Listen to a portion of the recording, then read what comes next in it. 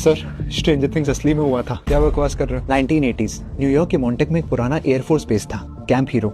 धीरे धीरे करके वहाँ से बच्चे गायब होने लगे। लोकल्स के हिसाब से रात को चीखे, ब्लैकआउट विंडोज वाले मिलिट्री ट्रक्स, पावर सर्जेस रोज होते थे। सरकार ने सब डिनाई किया जब तक एक आदमी क्रिस्टन निकोल सामने नहीं आया। क्या बोला उसने? वो क्लेम करता था कि वो मॉन्टॉक प्रोजेक्ट का हिस्सा है, एक ब्लैक बजट प्रोग्राम जहाँ पे माइंड कंट्रोल, साइकोलॉजिकल टॉर्चर और कुछ ज्यादा ही डार्क चीजें होती थी। उसने अपनी बुक में भी इसके बारे में जिक्र किया है। अरे ये सब फेक कहानियां होती है, जाओ जाके काम करो। अरे अमेरिका ने सच में सीक्रेट माइंड कंट्रोल एक्सपेरिमेंट्स किए थे, नाम था MK अल्ट्रा। आज भी डीक्लासिफाइड डॉक्यूमेंट्स एग्जिस्ट करते हैं, और जब MK अल्ट्रा रियल हो सकता है तो फिर मॉन्टॉक क्यों नहीं? निकोल्स ने अपनी बुक में एक लड़के का भी जिक्र किया था, डंकन। वो कहता था कि डंकन माइंड्स पढ़ सकता था, ऑब्जेक्ट्स बेंड कर सकता था और यहाँ तक कि किसी के थॉट्स को रियलिटी में प्रोजेक्ट कर सकता था। वेकना जैसे। यस। स्ट्रेंजली स्ट्रेंजर थिंग्स में कास्टिंग भी सेम शक्ल के लड़के की हुई। निकोल के सामने आने के बाद कैंप हीरो शट डाउन कर दिया गया, सारे रिकॉर्ड्स डिस्ट्रॉय, और निकोल को तो पागल गए के डिस्क्रेडिट कर दिया गया। अब भी यकीन नहीं हो रहा। पता था।